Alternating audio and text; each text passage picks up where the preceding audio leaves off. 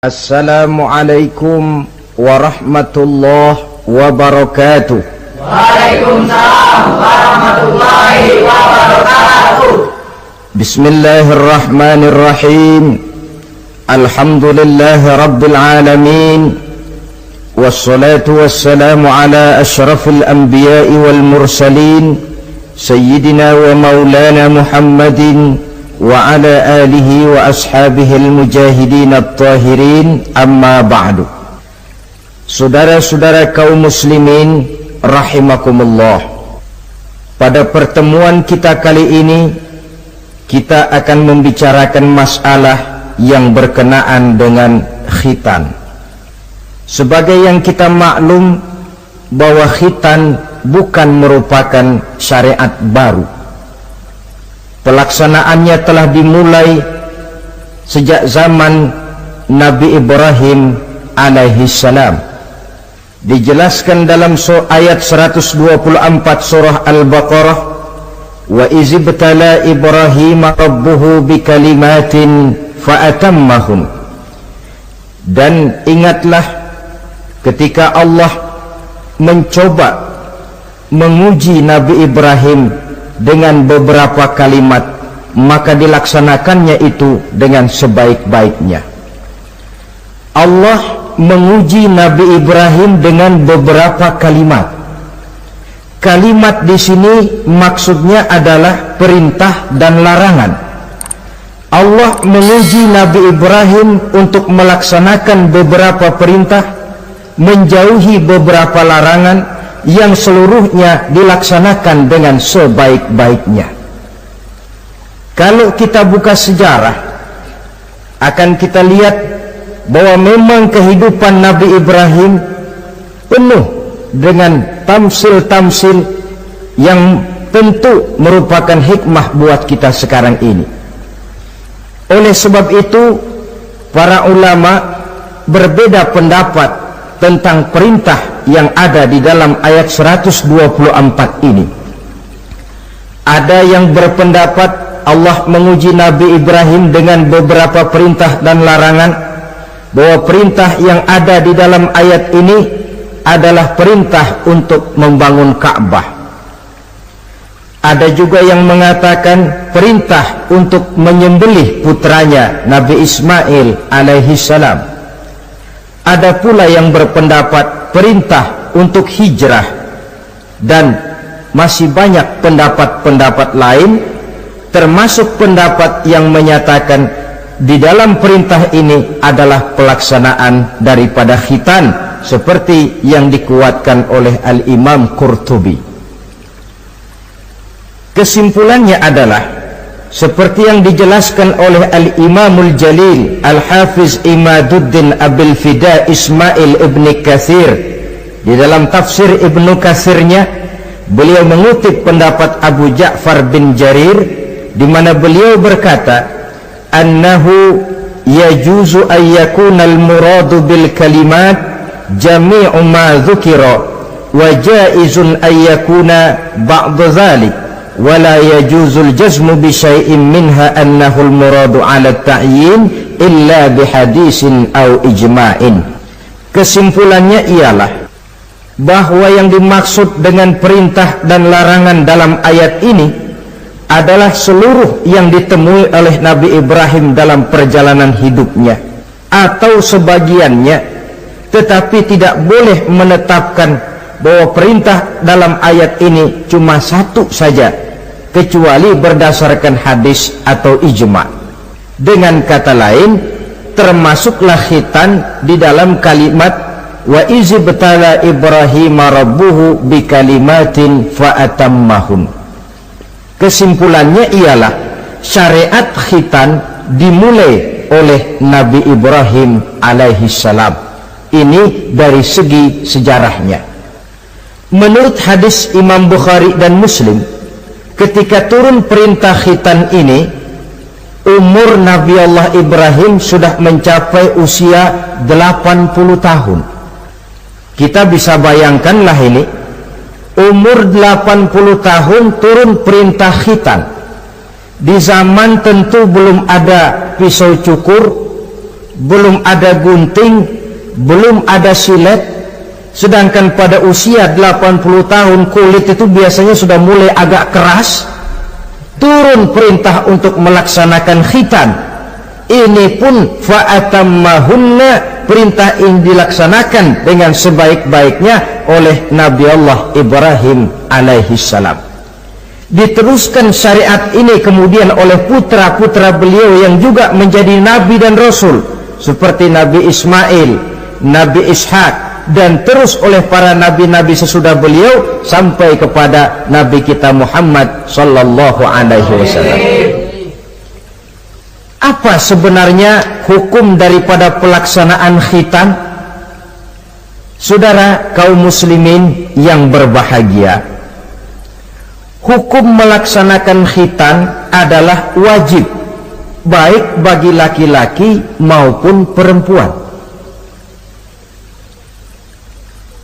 Kewajiban ini merupakan kewajiban penunjang. Artinya, yang wajib sebenarnya melaksanakan ibadah. Orang tidak akan bisa melaksanakan ibadah kalau dia tidak bersuci.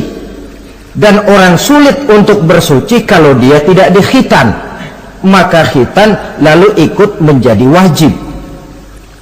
Dalam kaidah usul fikih dijelaskan, lil wasail hukmul maqasid. Wasilah mempunyai hukum yang sama dengan tujuan. Contoh, saudara wajib naik ke atas loteng, ya, wajibnya naik ke atas loteng. Tapi saudara tidak akan bisa naik ke loteng kalau tidak ada tangga. Maka adanya tangga ikut menjadi wajib. Perintahnya cuma naiklah kamu ke loteng. Tidak ada perintah carilah tangga. Tapi lalu dalam proses pelaksanaannya kita tidak akan bisa naik ke loteng kalau tidak ada tangga. Maka adanya tangga ikut menjadi wajib. Allah memerintahkan kita, dirikanlah sholat, wuduklah kamu, bersucilah kamu. Kita tidak akan bisa bersuci kalau tidak dikhitan. Maka khitan itu ikut menjadi wajib hukumnya. Bisa juga dengan kaidah ma la yatimmul wajib illa bihi fahuwa wajib. Suatu pekerjaan yang tidak akan sempurna tanpa sesuatu hal lain, maka sesuatu hal lain itu ikut menjadi wajib juga adanya. Kita tidak akan bisa naik ke atas loteng kalau tidak ada tangga, maka adanya tangga itu ikut menjadi wajib. Di dalam kitab Ghayatul Bayan ala Zubadi bin Ruslan dijelaskan, wal khitanu wajibun ala dzakari wal unsa. Dan khitan itu wajib hukumnya bagi orang Islam laki-laki maupun perempuan, libalighin aqilin muhtamilin lahu, yang sudah balik, berakal dan sanggup menahan rasa sakit, satira binasbi kamratin qata'a wahiyal kulfatu minadz zakari wal ismu binasbihi aidan min unsa, yaitu memotong kulit kamrah yang menutupi daripada zakar seorang laki-laki. Adapun bagi perempuan, memotong asal nama potong, tidak seperti halnya laki-laki. Sebab apa? Sebab kulit yang dipotong yang disebut kulfah itu menghalangi orang daripada beristinja secara sempurna. Nah, kalau istinjanya sudah tidak sempurna, maka wudhunya tentu tidak sah. Kalau wudhunya tidak sah, maka sholatnya pun juga ikut jadi tidak sah. Oleh sebab itu, bagi laki-laki merupakan dosa besar kalau dia tidak berkhitan. Ini menurut pendapat Imam Ibnu Hajar. Sedangkan bagi perempuan, karena tidak dikhitannya itu tidak menghalangi istinjanya, tidak merupakan dosa besar, hanya saja berdosa tidak mengikuti syariat yang diteruskan dari Nabi Ibrahim oleh Nabi kita Muhammad sallallahu alaihi wasallam. Saudara-saudara, ini sekelumit tentang sejarah dan hukum daripada pelaksanaan khitan. Nah, sekarang kita lanjutkan dengan apa hikmah yang bisa diambil daripada pelaksanaan khitan dalam kerangka pembentukan pribadi muslim. Hikmah yang pertama, kalau setiap muslim ditanya kepengen punya anak macam apa, saya yakin jawabannya pasti sama, kepengen punya anak soleh. Betul apa betul? Betul. Apa ada di sini yang kepengen punya anak jadi garong? Tidak. Saya kira jangankan kita yang insya Allah termasuk orang baik-baik, orang yang tidak baik saja tidak pengen kok anaknya tidak baik. Maling saja tidak pengen anaknya jadi maling.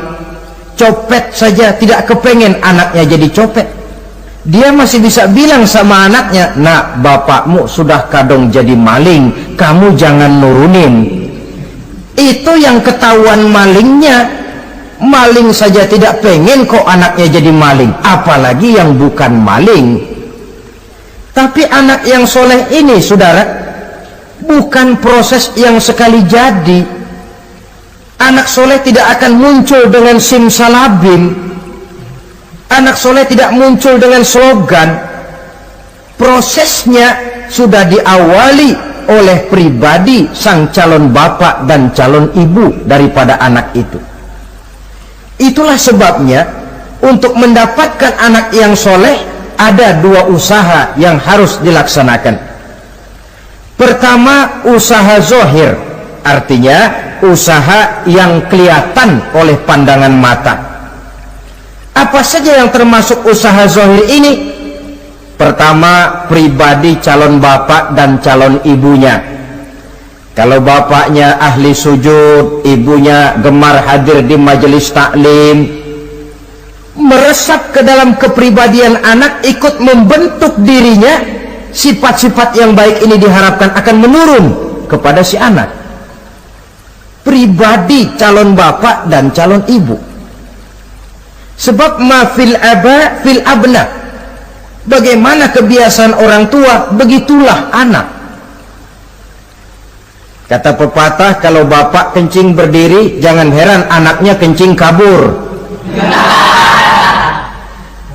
Kalau bapaknya bangun pagi jam 8, insya Allah anaknya jam 9. Jangan berharap anak mau sholat subuh. Kenapa? Bapaknya kasih contoh macam itu. Lalu suasana di rumah tangga, termasuk yang dimakan, yang diminum, termasuk pakaian kedua orang tuanya, ikut membentuk proses anak yang soleh ini. Kita kan tahu Rasulullah Shallallahu Alaihi Wasallam bersabda di dalam hadisnya, inna ahadakum yujma'u khalquhu fi batni ummihi arba'ina yawman nutfah. Tiap kamu diciptakan Allah dalam rahim ibunya itu 40 hari nutfah. Nutfah itu maaf air kotor yang kalau ketemu di jalan kita jijik, dijual juga nggak laku, tapi kita berasal dari situ. Dan itu dihasilkan dari saripati makanan yang dimakan oleh sang calon bapak, sang calon ibu. Kalau calon ibu dan calon bapak senang memakan makanan yang haram, senang meminum minuman yang haram, maka itu akan melahirkan saripati makanan yang membentuk sperma yang dihasilkan dari makanan-makanan haram. Itu pun akan ada pengaruhnya dalam proses pembentukan anak yang soleh. Saya dulu berpikir, kenapa Islam ini kok kelihatannya sedikit-sedikit mesti ada doanya. Orang mau makan ada doanya, orang mau berpakaian ada doanya, berdiri di muka cermin berkaca ada doanya. Sampai seorang istri mau bergaul dengan suaminya, ada doanya. Pemikiran ini terjawab setelah saya telaah dan menemukan di dalam kitab Ihya-nya Imam Al-Ghazali. Diceritakan di sana bahwa iblis yang tugasnya menggoda orang-orang kafir badannya gendut-gendut,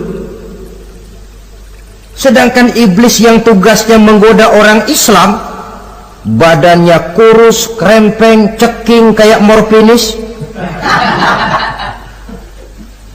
Satu hari ketemu di jalan karena satu profesi, ngobrol.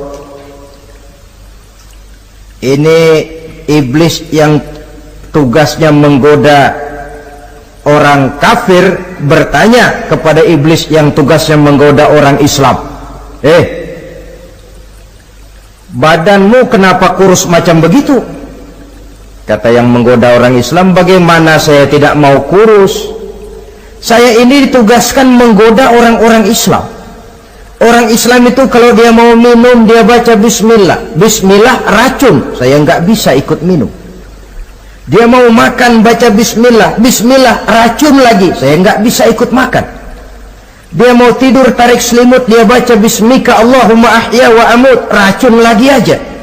Saya nggak bisa tidur di selimut, terpaksa tidur di emper, mana keanginan. Dia mau bergaul sama istrinya, dia baca Allahumma jannibna syaitan wa jannibi syaitan fima razaqtana, racun lagi. Saya nggak bisa bantuin, cuma ngeliatin dari jauh. Bagaimana nggak kurus makan hati? Kata iblis yang badannya gendut-gendut, untung benar saya menggoda orang kafir yang nggak ada bacaan apa-apanya. Dia makan, saya ikut makan. Dia minum, saya ikut minum. Dia tidur di selimut empuk, saya masuk ke dalamnya. Dia bergaul sama istrinya, dikit-dikit saya bantuin. Allah Karim, ini maaflah kalau sudah dibantuin iblis ini, jangan heran anak jadi sangar nantinya. Jadi sejak proses produksi awal, Islam sudah mengajarkan hal yang sedemikian rupa. Pribadi calon ibu bapaknya baik, makanan, minuman, dan pakaian terdiri dari yang halal. Suasana beragama kelihatan di rumah tangga. Ibu ahli sujud, bapak ahli sujud. Ini termasuk proses usaha yang zahir dari orang tua yang menginginkan anak yang soleh. Sampai terjadi proses kehamilan. Proses kehamilan itu kata Nabi 40 hari yang pertama nutfah, 40 hari yang kedua alaqah, 40 hari yang ketiga mudghah. Mudghah itu embrio, cikal bakal bayi. Setelah proses 3 kali 40 hari itu, barulah ditiupkan ruh ke dalam rahim sang ibu. 120 hari atau 4 bulan, perempuan yang hamil itu baru terasa perutnya bergerak-gerak. Ini berdasarkan pengalaman perempuan. Saya sendiri kebetulan alhamdulillah belum pernah hamil.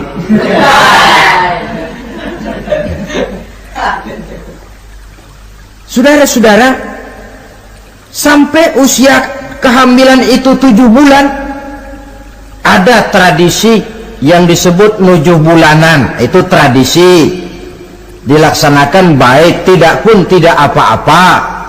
Tidak ada perintahnya memang, tapi juga tidak ada larangannya. Apalagi berkumpul orang membaca ayat-ayat Al-Quran, memohon doa dan sebagainya. Sebab pada kandungan 7 bulan ini, embrio sudah mengarah kepada bentuk positif dari wujud manusia.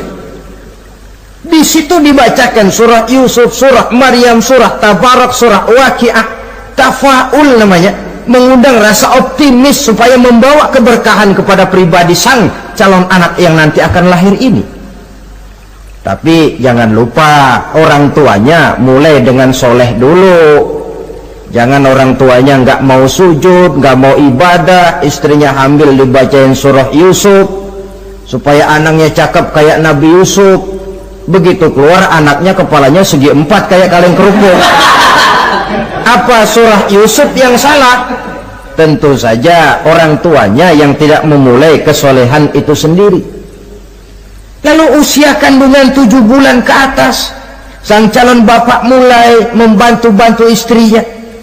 Kalau malam diusapi perut istrinya yang sedang hamil berat itu, sambil dibacakan surah Al-Insyirah, ya ngusap-ngusap sayang, bukan ngusap gemes. Alam nasrah laka sadrak wa wada'na anka wizrak allazi anqadha dhahrak, supaya Allah memberikan keringanan kepada kehamilan istrinya sampai kepada proses kelahirannya. Begitu sang jabang bayi brol lahir ke alam ini, sudah dicegat lagi oleh ajaran agama, diazankan.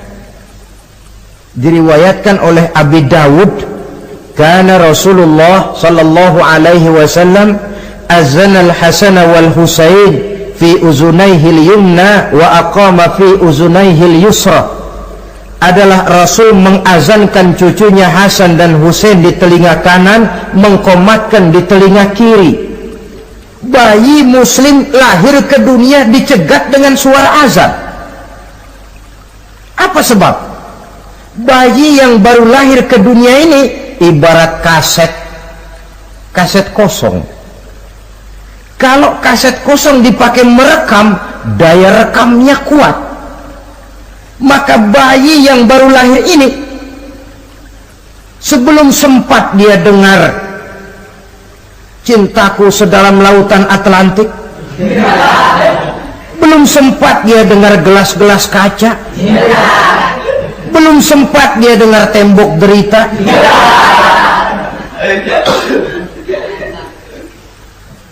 belum sempat dia menikmati serak-serak basahnya suara Frank Sinatra atau merdunya suara Madonna. Rekaman pertama yang masuk lafzul jalalah, Allahu Akbar, Allahu Akbar. Belum sempat dia dengar yang lain. Keagungan Allah yang didengarnya. Kaset kosong diisi dengan rekaman pertama berupa lafzul jalalah. Saudara hadirin yang saya hormati, lalu datang kewajiban orang tua setelah sang anak lahir. Apa itu? Memberikan nama. Jangan lupa, ini proses pembentukan anak yang soleh. Memberikan nama. Walaupun William Shakespeare pernah bilang, what is a name? Apa sih arti sebuah nama? Yang cuma nama saja kok. Biar adanya di atas lumpur, kalau memang intan ya tetap intan. Nama itu tidak banyak artinya. Namun pada hakikatnya nama merupakan bagian daripada doa. Itulah sebabnya Islam mengajarkan khairul asma'i ma hummida wa ubbida. Sebagus-bagus nama yang mengandung pujian atau menggambarkan kehambaan seseorang kepada Tuhan. Mengandung kata-kata pujian, Ahmad, Muhammad, Hamid, Mahmud.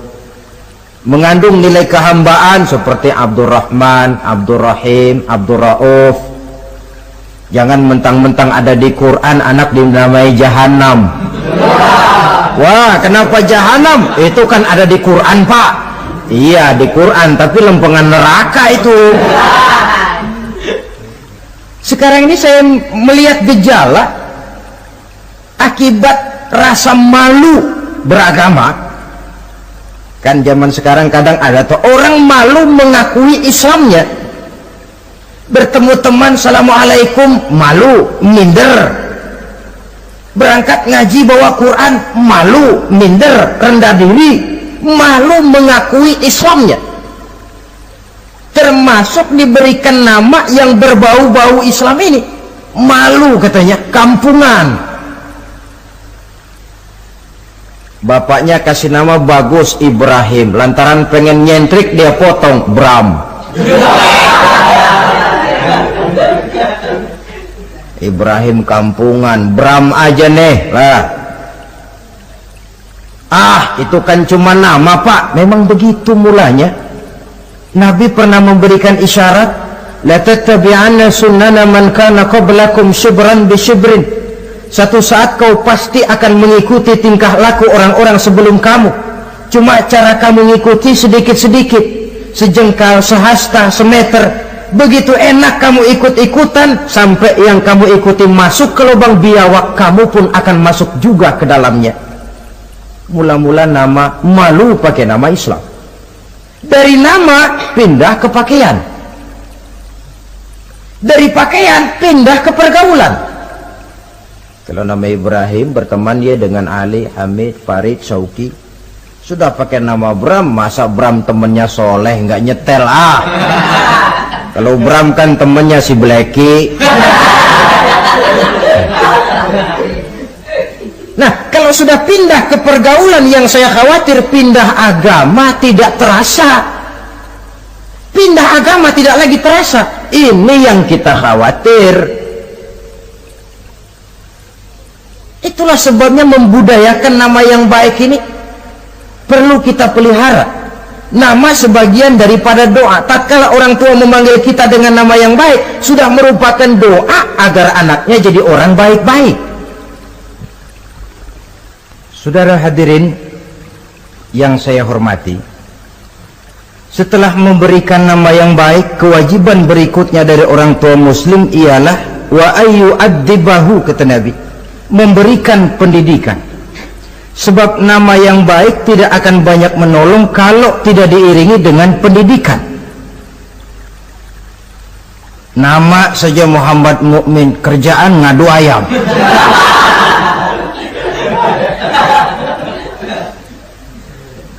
Nama yang baik tapi lantaran tidak diiringi dengan pendidikan, tidak akan banyak menolong. Nah, pendidikan ini dari mana dimulai? Dari rumah tangga. Al-bait madrasatul ula. Rumah tangga adalah sekolah yang pertama. Belum lagi anak kenal TK, ibtidaiyah, tsanawiyah. Yang dia kenal adalah rumah tangganya. Gurunya adalah ibu bapaknya. Dan proses mendidik anak ini tentu merupakan proses yang panjang, memerlukan pengorbanan dari kedua orang tuanya. Namun prinsip lebih baik sekarang orang tua berkorban daripada menjadi korban. Kalau orang tua tidak mau berkorban untuk mendidik anaknya, percayalah pada suatu saat dia akan jadi korban, dilawan oleh kebrutalan anaknya sendiri. Biarlah kita orang-orang tua ini peras keringat banting tulang, pergi pagi pulang sore, kaki jadi kepala, kepala pun jadi kaki, untuk satu cita-cita agar anak-anak kita kelak lebih baik daripada kita sekarang ini. Mendidik. Karena kian hari kita dihadapkan dengan kenyataan peledakan penduduk, sulitnya lapangan kerja, persaingan hidup yang makin tajam, sulitnya ekonomi. Kalau anak kita tidak bekali dengan pendidikan, dia akan tersudut di pojok-pojok kehidupan untuk lebih banyak cuma jadi penonton daripada pemain di dalam kegiatan kehidupan ini. Nah, setelah memberikan nama yang baik, lalu mendidiknya, lalu datanglah usaha yang batin di dalam proses pembentukan anak yang soleh ini, yaitu mendoakan anak. Yang baik tentu doa dari orang tuanya sendiri. Sebab kata Nabi, doaul walid liwaladihi kadu'ain nabi li ummatihi. Doa orang tua kepada anaknya seperti doa Nabi kepada umatnya. Sebagaimana doa Nabi kepada umatnya tidak ditolak, begitulah doa orang tua kepada anaknya. Di keheningan malam, si orang tua ini sering bangun, tahajud, sujud dia di hadapan Allah dengan menitikkan air mata, memohon doa dengan doanya Nabi Allah Ibrahim, Rabbi habli minas salihin. Ya Allah, berikan kiranya saya anak yang soleh. Nabi Ibrahim tidak minta anak pintar, Nabi Ibrahim tidak minta anak yang tampan, Nabi Ibrahim tidak minta anak yang kaya dan punya kedudukan tinggi. Yang beliau minta, Rabbi habli minas salihin. Ya Allah, berikan saya anak yang soleh. Kelihatan ini ketika beliau punya anak bernama Ismail, lalu turun perintah Allah, hai Ibrahim, potong leher anakmu Ismail. Nabi Ibrahim bermusyawarah, Ismail, saya Abah, Allah memerintahkan saya untuk menyembelih leher kamu. Menurut pendapatmu bagaimana, mimpiku ini laksanakan atau tidak? Apa jawab Nabi Ismail? Ini bukti doa anak soleh. Abah, kalau memang itu benar perintah Allah, laksanakan Abah. Ya abati fa'al ma tu'mar, satajiduni insyaallah minas sabirin. Kalau memang itu perintah Allah, Abah, laksanakan, potong leher saya. Anak soleh. Kalau cuma anak pinter tapi nggak soleh, mungkin jawabannya nggak begitu. Nah, bapak disuruh Allah menyembelih leher kamu, bagaimana nak, laksanakan jangan. Mungkin dia akan jawab, kenapa saya bapak aja potong yang udah tuaan.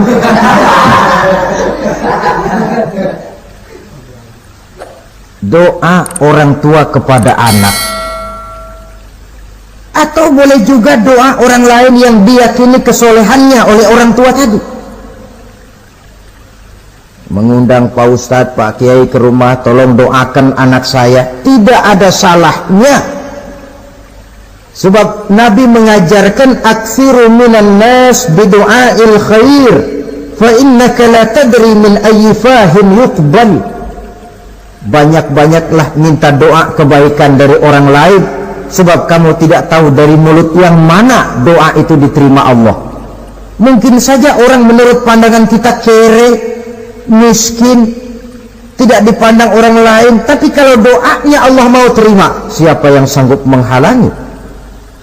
Banyak-banyaklah minta doa kebaikan dari orang lain, sebab tidak seorang pun tahu dari mulut yang mana doa itu akan diterima Allah. Doa orang tuanya. Inilah hikmah khitan yang pertama, proses pembentukan anak yang soleh. Yang kedua, khitan itu menanamkan kepada anak-anak muslimin sikap berani menghadapi hidup. Di waktu kecil sudah dilatih mengalirkan darah, seolah-olah orang tuanya berkata, nak, hidup ini adalah perjuangan, nak. Perjuangan itu peras keringat, banting tulang, mengalirkan darah, kadang-kadang mengorbankan nyawa. Hidup bukan undian, nak.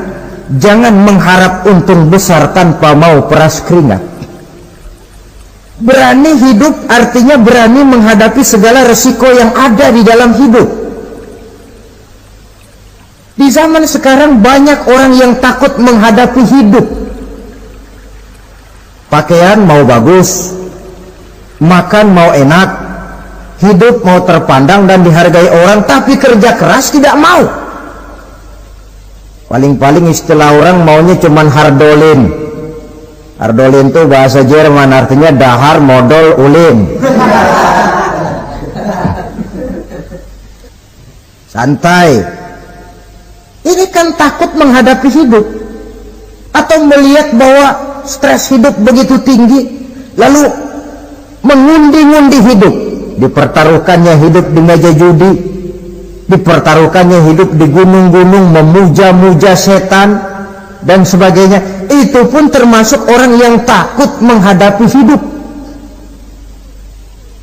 tidak berani menghadapi resiko yang ada di dalamnya. Cuma khayal saja membumbung tinggi, tapi keberanian untuk bekerja keras tidak ada. Anak-anak muslimin sejak dini, sejak masih kecil sudah dilatih mengalirkan darah. Hidup ini perjuangan, nak. Bukan santai-santai, bukan berleha-leha, bukan berandai-andai. Tidak akan pernah sampai kita kepada tujuan kalau hidup cuma diisi dengan berandai-andai, berleha-leha, bersantai-santai. Dia adalah perjuangan, jalannya menanjak menurun, banyak onak dan duri di sekelilingnya. Kuatkan pribadimu menghadapi hidup ini, ditanamkan sikap berani menghadapi hidup. Itu yang kedua. Lalu yang ketiga, khitan pada hakikatnya merupakan peletakan batu pertama dalam arti mempersiapkan anak supaya hidupnya nanti menjadi orang yang sujud kepada Allah. Secara tidak langsung orang tuanya seolah-olah berkata, "Nak, kamu dikhitan sekarang supaya nanti kamu bisa istinja. Nah, kalau kamu sudah bisa istinja, kamu bisa berwudu. Kalau wudu sah, kamu bisa sholat." Peletakan batu pertamanya lewat khitan. Jadi kalau sudah dikhitan lalu dianggap selesai, sholat tidak diajarkan, wudu tidak diajarkan, ya sama saja dengan membangun rumah. Setelah peletakan batu pertama lalu tidak dilanjutkan dengan membangun yang lain, alang-alang yang bakal tumbuh. Sebab dalam realitanya nanti bukan cuma tubuh kita yang dikhitan, harta kita nanti dikhitan. Cuma khitan harta namanya zakat, infak, sodakoh. Itu kan harta dikhitan supaya bersih. Khitan juga namanya. Karenanya mengkhitan anak, mempersiapkan anak agar menjadi hamba Allah yang sesungguhnya, menjadi manusia yang sujud kepada Allah Tuhannya. Itu merupakan prakondisi ke arah pembentukan manusia yang kelak akan sujud kepada Allah Rabbul Jalil. Peletakan batu pertama mempersiapkan anak untuk hidup melaksanakan ibadah, dan ini tujuan hidup. Allah jelaskan, "Wa ma khalaqtul jinna wal insa illa liya'budun." Aku tidak ciptakan jin dan manusia melainkan untuk beribadah kepadaku. Masalah paling pokok bukan bertanya mengapa kita diciptakan oleh Allah, karena kita memang sudah ada. Masalah paling pokoknya ialah untuk apa kita diciptakan oleh Allah. Kalau saudara bertanya mengapa saya dibikin oleh Allah, itu hak Allah untuk menjawabnya. Manusia buntu. Suruh itu pertanyaan kita bukan mengapa kita diciptakan Allah, tetapi untuk apa kita diciptakan Allah. Yang bisa jawab tentu yang bikin manusia. Seperti juga kita tanya, "Pak, untuk apa Bapak bikin bangku?" Yang bisa jawab pasti ya yang bikin bangku toh. Sebagai pembikin, dia tentu lebih tahu untuk apa bangku itu dibikin. Untuk apa manusia diciptakan Allah? Jawabannya datang dari Allah. "Wa ma khalaqtul jinna wal insa illa liya'budun." Aku tidak menciptakan jin dan manusia kecuali untuk melaksanakan ibadah kepadaku. Ini rupanya tujuan penciptaan manusia, agar kita menjadi orang-orang yang hidup melaksanakan ibadah dalam pengertian yang seluas-luasnya. Sejak ibadah pribadi yang langsung antara kita dengan Allah, seperti sholat, puasa, zakat, haji, sampai kepada ibadah yang tersalur melalui kehidupan bermasyarakat.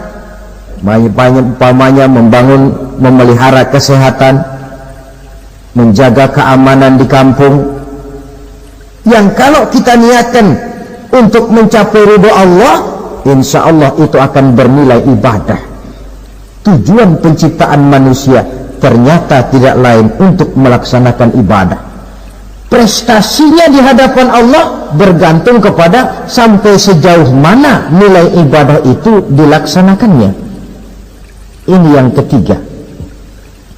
Yang keempat, hikmah daripada khitan itu dari sisi orang tua menempatkan perintah Allah di atas perasaan dan kepentingan pribadi.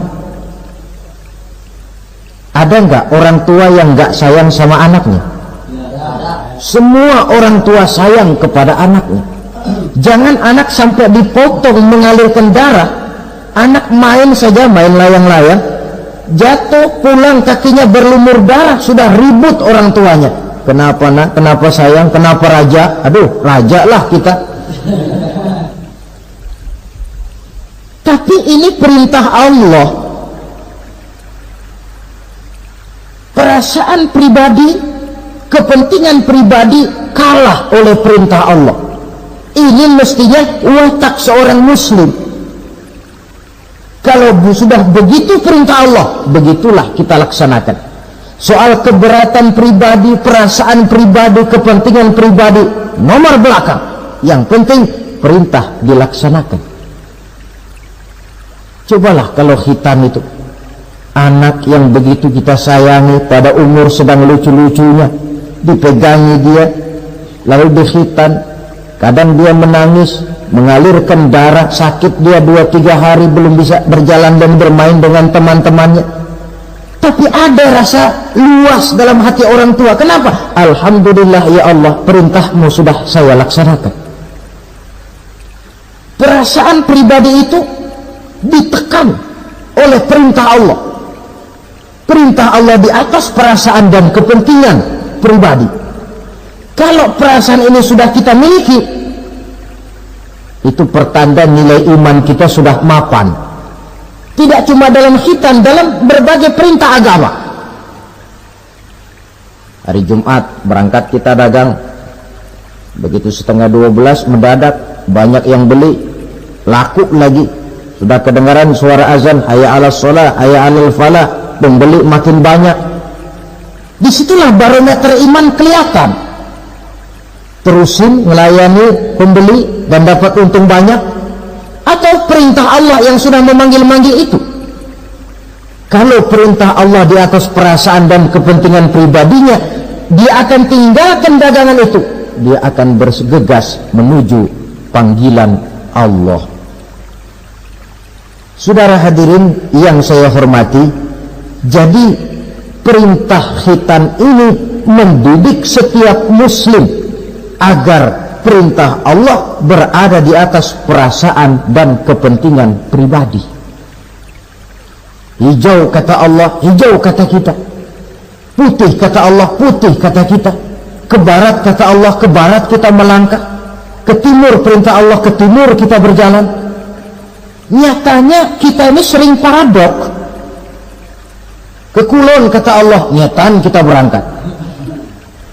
Ngalor perintah Allah, ngidul kita jalan. Putih kata Allah, hijau kita bilang. Paradok. Kenapa? Berpadu segala macam perasaan dan kepentingan dalam kehidupan kita yang kadang mengalahkan kepentingan agama, kadang mengalahkan kepentingan umat, mengalahkan kepentingan orang banyak. Tidak itu yang dididik di dalam pelaksanaan khitan ini. Ini yang keempat. Kemudian yang kelima, dari segi kesehatan, kulit yang dipotong, yang menutupi kulfah itu adalah tempat bersarangnya segala macam kotoran. Membiarkannya mengendap bisa saja menimbulkan kanker kulit. Maka untuk menjaga dan memelihara kesehatan, agama menganjurkan khitan. Di samping tentu ada unsur kepentingan biologis.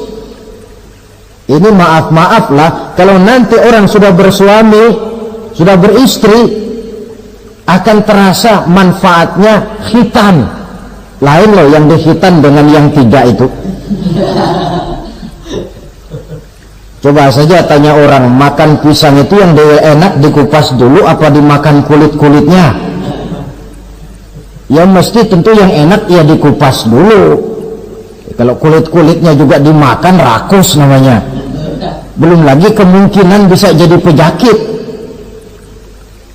Dari segi kesehatan, dari segi kepentingan biologis, perintah khitan ini kembali manfaatnya buat kehidupan manusia. Itulah sebabnya di dalam An-Nahl ayat 123 Allah Subhanahu wa ta'ala menegaskan, "Tsumma auhayna ilaika an ittabi' millata Ibrahim hanifa wa ma kana minal musyrikin." Kemudian kami wahyukan kepada kamu wahai Muhammad, ikutilah agama Ibrahim yang hanif ini, dan tidaklah ia termasuk daripada golongan orang-orang yang menyekutukan Allah. Artinya syariat khitan ini yang berasal dari sejarah kehidupan Nabi Ibrahim diteruskan oleh syariatnya yang dibawa oleh Nabi kita Muhammad sallallahu alaihi wasallam. Maka kalau ayat menjelaskan inna dina indallahil Islam, agama yang diridhoi Allah itu cuma agama Islam. Islam yang mana? Islam yang dibawa oleh Nabi Adam, diteruskan oleh Nabi Nuh, diteruskan oleh Nabi Ibrahim, diteruskan oleh Nabi Musa, diteruskan oleh Nabi Isa, dan disempurnakan oleh Nabi kita Muhammad sallallahu alaihi wasallam. Karena seluruh rasul yang 25 ini sumbernya sama, Allah. Prinsip ajarannya sama, la ilaha illallah. Cuma syariatnya saja yang agak berbeda, disesuaikan dengan situasi dan kondisi dari umat yang dihadapi oleh rasul itu. Nabi Sulaiman misalnya ada sholat, tapi sholatnya Nabi Sulaiman tidak pakai rukuk dan tidak pakai sujud, berdiri saja. Zaman Nabi Nuh ada puasa, tapi puasanya versi Nabi Nuh lain dengan puasanya versi kita sekarang ini. Syariat berbeda sesuai dengan situasi dan kondisi. Tapi khitan sejak Ibrahim, Ismail, Ishak, sampai kepada Musa, sampai kepada Isa, sampai kepada Nabi kita, terus berkelanjutan sampai hari akhir nanti. Jadi bukan merupakan syariat baru. Pengukuhannya dalam An-Nahl 123 ini, aku wahyukan kepada Muhammad, ikuti agama Ibrahim, agama tauhid, yang diantara syariatnya adalah pelaksanaan khitan. Sedangkan Ibrahim seorang yang hanif. Hanif ini lebih tinggi daripada sekedar taat.